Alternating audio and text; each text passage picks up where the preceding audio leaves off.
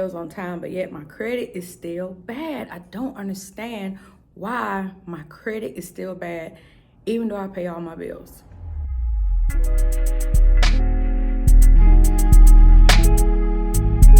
So if that's the conversation that you had with yourself from the intro, then you want to stay tuned to this important video. We're going to talk about some of the ways that your credit can still be having a low score despite a good payment history. My name is Star Carter, and I run a lifestyle blog for people here that's over 40. So if that's you, please like and subscribe to our new channel. I'm just trying to get in where I fit in type of vibe. So thank you so much again for tuning in.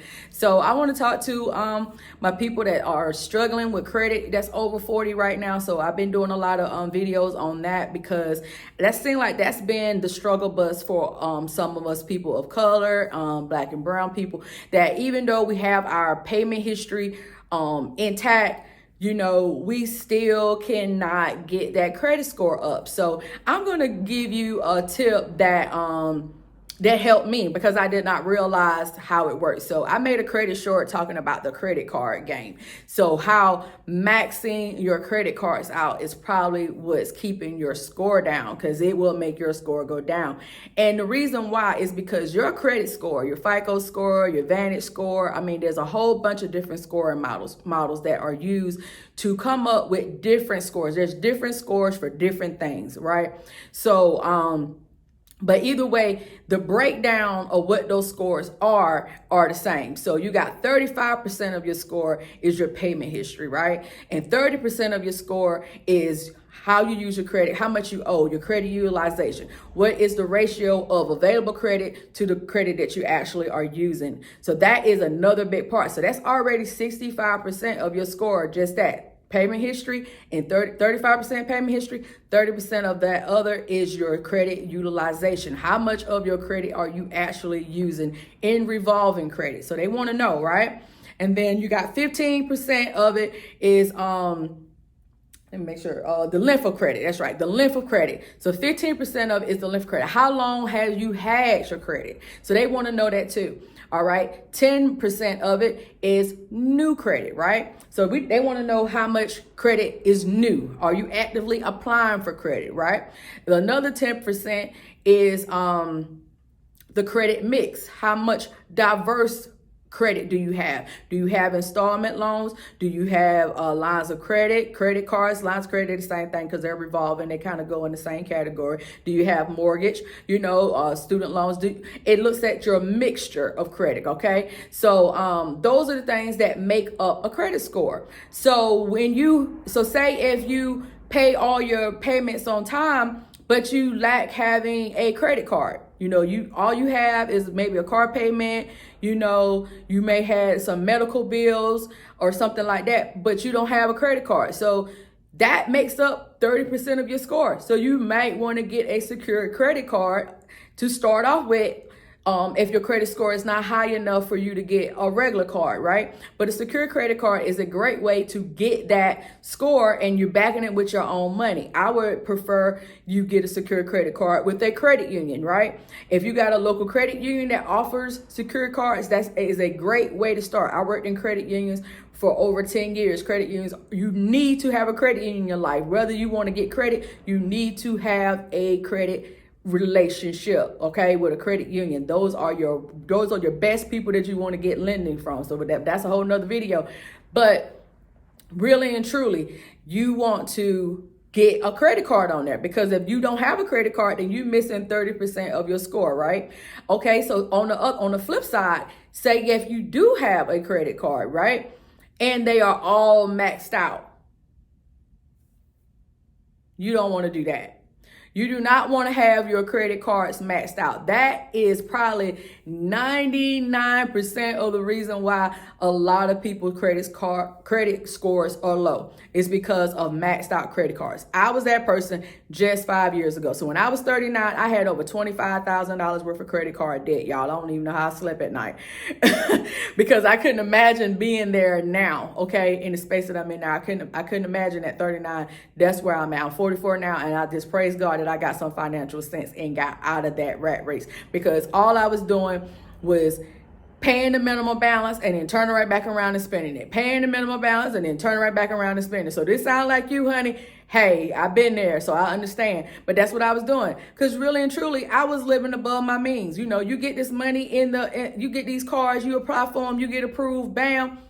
You going out and you buying stuff that you probably shouldn't have been buying in the first place, you know, or even still, some people are using credit cards for basic necessities. You know what I'm saying?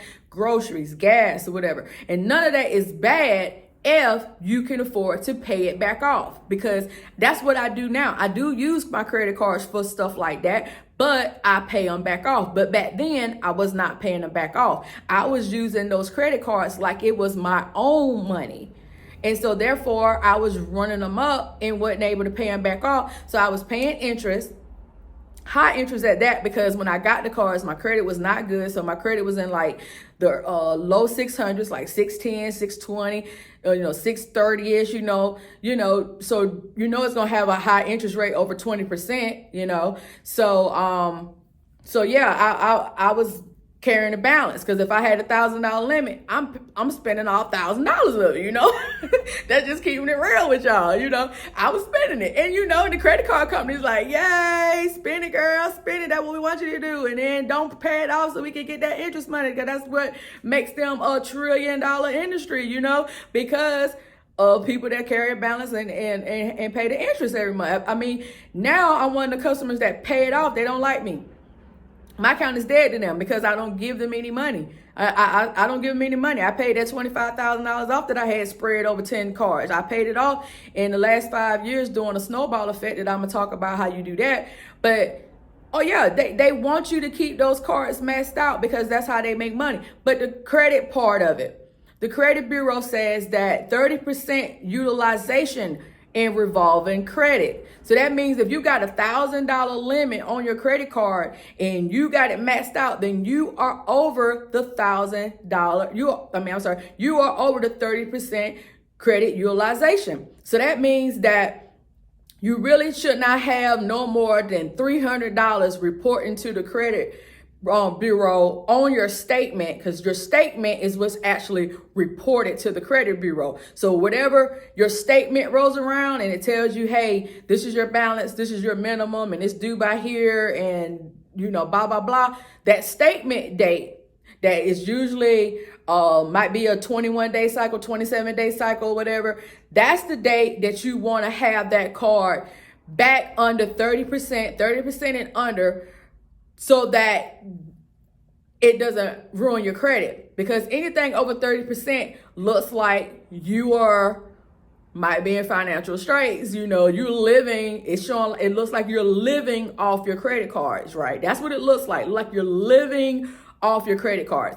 Because credit has a funny way. It knows, it's kind of like algorithms in YouTube and everything that we're on now, right? It gets a artificial intelligence to know the usage of consumers. America has more debt than any place in the world, right? So it's like it gets an artificial intelligence, right, and knows your spending habits. So it knows that if a person constantly keeps their cards maxed out, then 9 times out of 10, they don't have that money in their account to pay it off, right? So they're already looking at you as a risk, right? So it knows that. So it keeps your score low, so that way you can't apply for more credit. Or the lenders that looking at your credit report, they're going to see that you carrying a high balance. And that is a bad thing. Because at the same time, the credit card lenders, they want you to spend the money. But then when other credit card lenders look at your account, they're like, ooh, she's got 10 cards and they're all maxed out. I don't want to be the 11th one,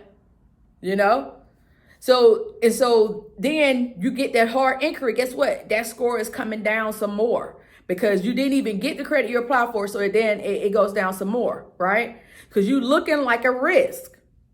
So you want to get out of that risk. You want to get out of that risk area and get those cards back under 30%. So let me see. I'm almost at 10 minutes. I'm trying to keep this under 10 minutes. So I'm going to have to come back and tell you what you can do and what I did to get that $25,000 that I owed in credit card debt that was spread out over 10 cards. I'm going to show you exactly what I did to get that card utilization down, okay? I'm going to make another part to this video because, like I said, I'm just trying to keep them under 10 minutes so I can also put them on my TikTok. So thank you again for tuning in. I'm going to come back with a part 2. Thank you, and please like and subscribe.